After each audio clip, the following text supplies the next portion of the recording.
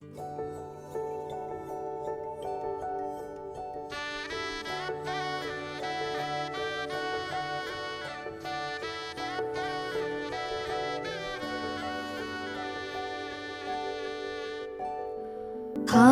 की नगरी हकीकत बनाने जो है दिल एक दिन का ये किस्सा नहीं, खुद के होने की पहेली सुलझाने जो है दिल एक दिन का ये किस्सा नहीं। कदमों में जमा जो थकान, चैन की नींद आती वहाँ, कदमों में जमा जो थकान, चैन की नींद आती वहाँ, इतनी सुहानी बना होना पुरानी तेरी दास्तां।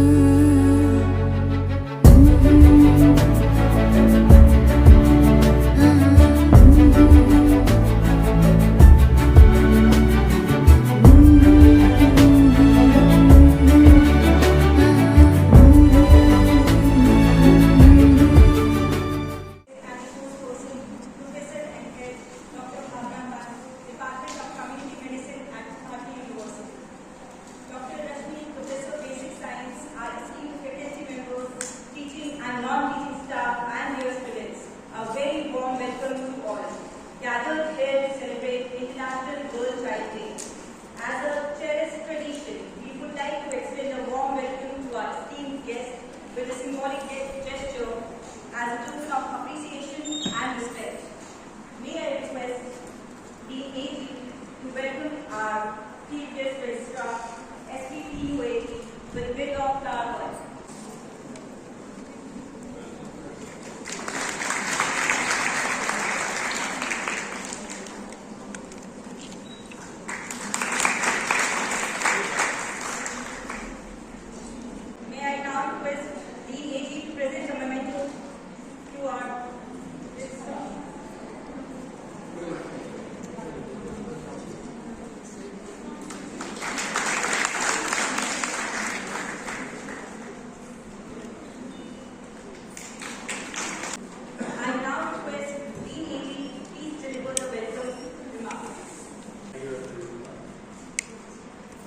भारत सरकार का महिला सशक्तिकरण और स्वास्थ्य पर विशेष जोर है और संदर्भ में समय समय पर राष्ट्रीय और राज्य स्तर पर विभिन्न कार्यक्रमों का आयोजन किया जाता रहा है, जिसमें कि महिलाओं और छात्राओं के उत्थान हो सके और वो स्वावलंबी बन सके।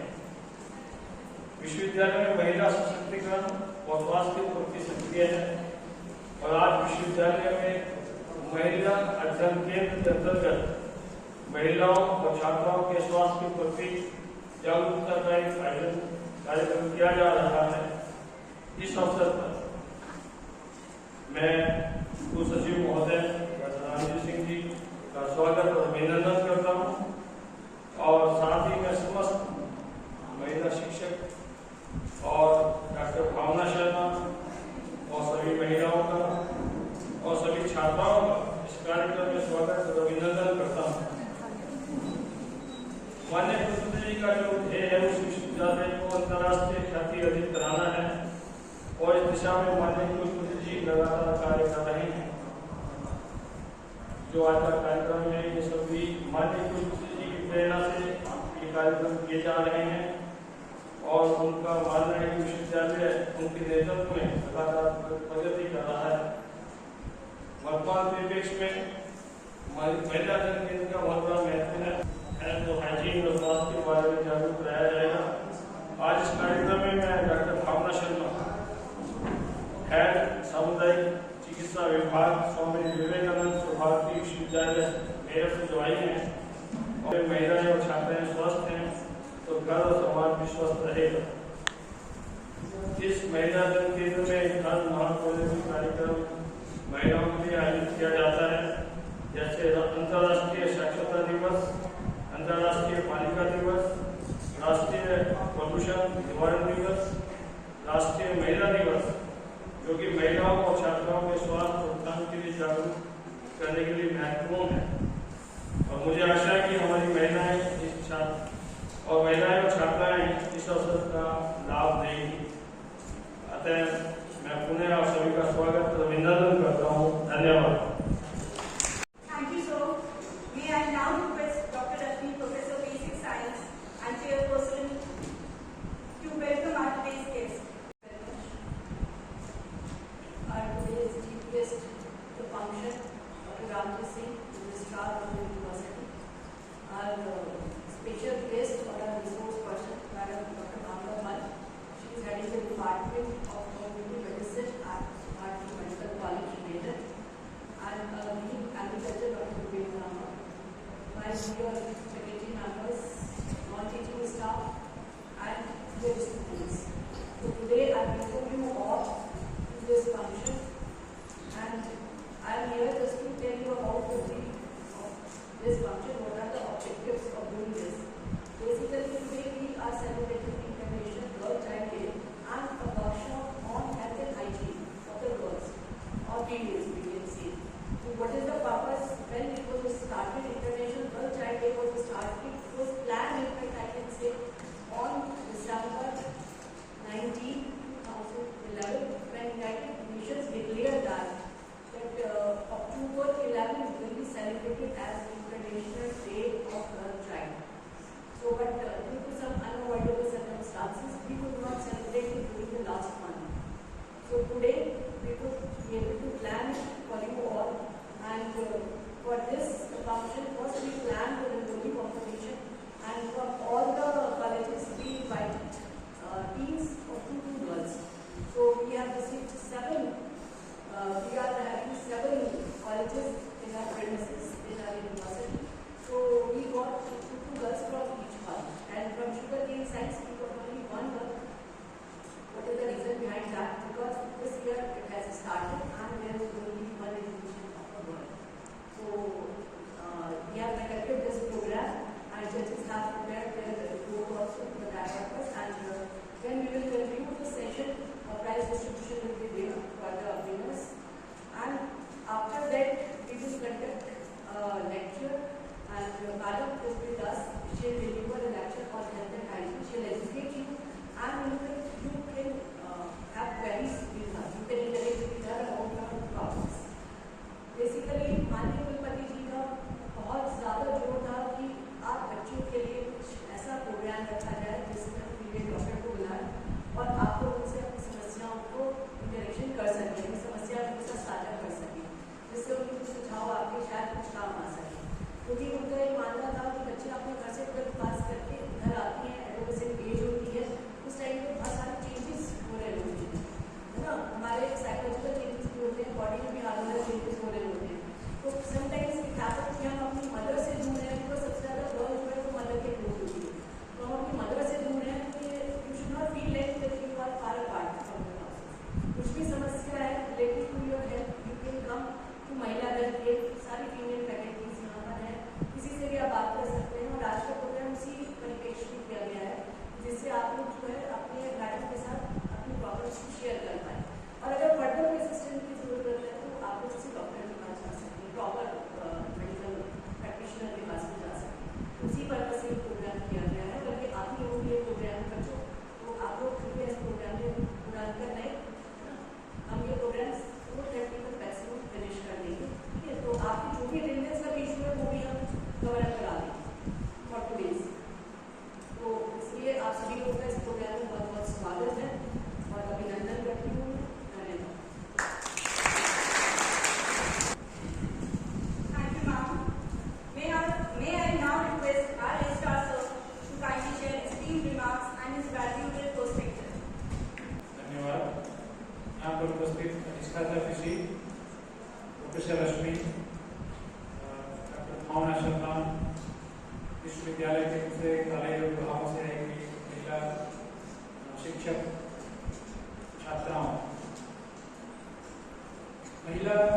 अंतर्राष्ट्रीय महिला दिवस के बालिका दिवस के अवसर पर, अंतर्राष्ट्रीय बालिका दिवस के अवसर पर मैं आज इस कार्यक्रम में आकर के बहुत प्रसन्न हूँ कि मुझे आपके बीच शेयर करने को मौका। विद्यार्थी जीवन में आती हैं और विद्यार्थी को कंटिन्यूअस आवश्यकता होती है लोगों इंस्पिरेशन थी। तो इस दृष्टि से भी यह कार्यक्रम बहुत अच्छा है कि स्पेशली हमारी बालिकाओं के लिए कार्यक्रम रखा गया है, जो बाद में हम लोगों के इस सत्र के बाद डॉक्टर साहिबा आपकी जो कुछ समस्याएं होंगी हाइजीन और हेल्थ से संबंधित, उसमें भी प्रकाश डालेंगी। इसके अलावा आपको हमें उत्साहित करना है अपने क्षेत्र में आगे बढ़ने के लिए। हमें रंगोली में विजिट करके बहुत अच्छा लगा कि बच्चियों में जो एक महिला के महत्व को समझते हुए अपने उद्गार व्यक्त किए हैं और बहुत अच्छी बात है। आप लोगों को शायद मालूम होगा कि विश्व में बहुत ही प्रभावशाली महिलाएं भी हुई हैं, जिसमें अगर देखा जाए तो पूरे विश्व स्तर पर सबसे पहला जो राष्ट्राध्यक्ष एक महिला बनी थी श्री माव भंडार नायके। ये विश्व में पहली महिला थी जो किसी देश की राष्ट्राध्यक्ष बनी, श्रीलंका की वो राष्ट्रपति थी। इसके अलावा अपने देश में मैडम इंदिरा गांधी रही, जिनको की लौह महिला का वो मिला, खिताब मिला, क्योंकि उन्होंने एक बहुत ही बड़ा काम किया था। बांग्लादेश जैसे देश को उन्होंने एक देश के रूप में स्वतंत्र कराया और भारत की जीत दिलाई। इसके अतिरिक्त मार्गरेट थैचर एक बहुत प्रसिद्ध महिला रही है। और शिक्षा के क्षेत्र में अगर देखा जाए तो मुझे नाम आता है, कल ही मैं अटेंडेंट पढ़ते पढ़ते मैडम क्यूरी का नाम आया। मैडम क्यूरी एक महिला रहते हुए उन्होंने ऐसा काम किया कि उनके परिवार के नाम 5 नोबेल प्राइज उनके परिवार का। पहला उन्होंने काम किया रेडियो एक्टिविटी की खोज की और अपने जो सहकर्मी थे उनसे उन्होंने शादी किया और उस समय जो नोबेल प्राइज का नियम था उसमें महिलाओं को नोबेल प्राइज नहीं दिया गया, तो उनके पति का नाम प्रपोज किया गया फिजिक्स के क्षेत्र में। लेकिन उनके पति ने कहा कि मैं नोबेल प्राइज तभी स्वीकार करूंगा क्योंकि ये मेन काम मैडम क्यूरी का है, तो जब उनका नाम इसमें डाला जाएगा तभी मैं इस नोबेल प्राइज को स्वीकार करूंगा। तो उस मजबूरी के चलते फिर मैडम क्यूरी का उसमें नाम डाला गया और पहला नोबेल प्राइज फिजिक्स, जबकि काम मुख्य रूप से मैडम क्यूरी का, तो नोबेल प्राइज मिला उनको फिजिक्स के क्षेत्र में। फिर उसी से संबंधित काम के लिए उन्हीं को फिर केमिस्ट्री के क्षेत्र में उनको नोबेल प्राइज मिला और तब तक उनके पति की डेथ हो गई। तो जो केमिस्ट्री का नोबेल प्राइज था वो पूरी तरह से मैडम क्यूरी को सोरली मिला, तनहा जिसको कहते हैं।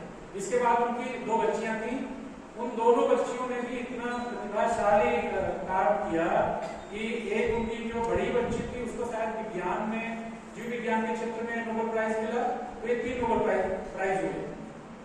और फिर उनके जो छोटी बच्ची थी उसको शांति के क्षेत्र में नोबेल प्राइज मिला। एक और कोई नोबेल प्राइज उनके परिवार में मिला, मैं इस तरह से भूल रहा हूँ। तो ये आपके सामने उदाहरण है कुछ बहुत ही प्रतिभाशाली महिलाओं की, जो आपकी प्रेरणा स्रोत हो सकती हैं, जो आपको आगे बढ़ा सकती हैं। और मुझे उम्मीद है कि इन प्रेरणाओं से आप सीख लेते हुए अपने क्षेत्र में आगे बढ़ेंगी और बहुत बड़े बड़े काम करेंगी।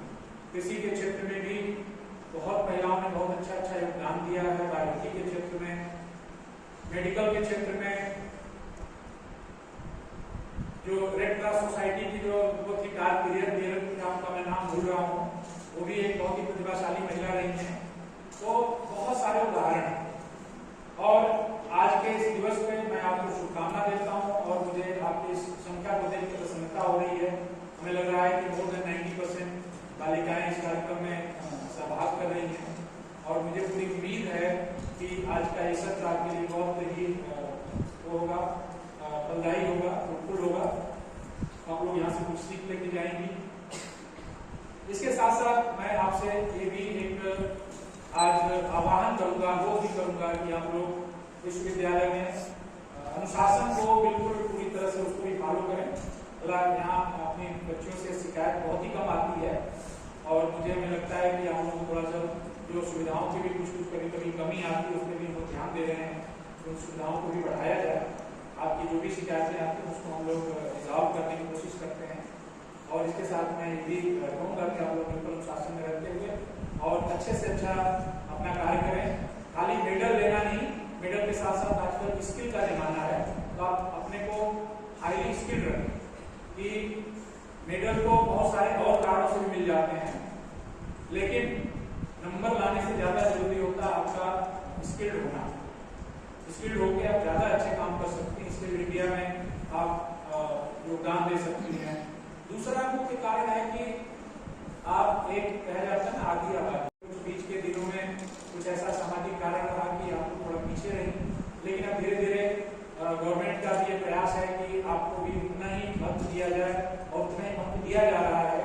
तो जब आपको महत्व मिलेगा और आप जब आगे बढ़ेंगी तभी भारत देश पूरी तरह से विकसित होगा।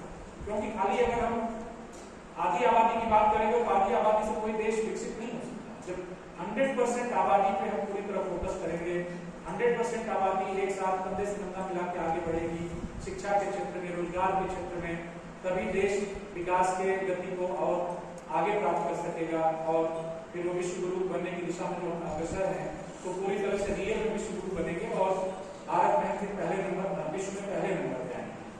तो इन्हीं बातों के साथ मैं आपको पुनः शुभकामना देता हूँ कि आप लोग अपने कैरियर के क्षेत्र में, शिक्षा के क्षेत्र में आगे बढ़ें और आप पूरी तरह से स्वस्थ रहें। धन्यवाद। जय हिंद, जय Bharat. Thank you, sir, for your encouraging words. May I now request Dr. Bhavna Pant, Professor and Head of the Department of Community Medicine at Bharati University, to share her valuable remarks with us.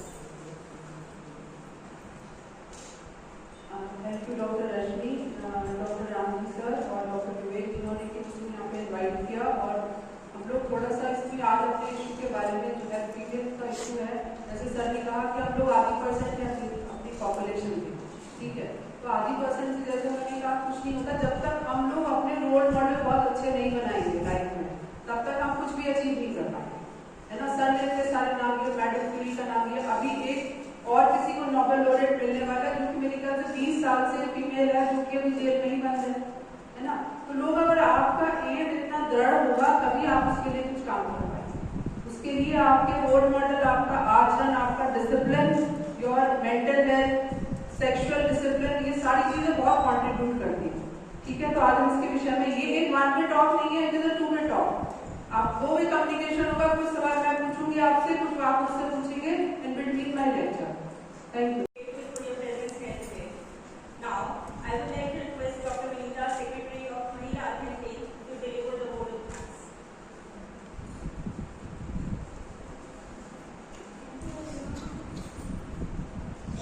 Good afternoon, our Chief Guest and Registrar, Dr. Ramji Singh, our resource person, Dr. Bhavna Pant, Dean Agriculture, all faculties, non-teaching staff and their students.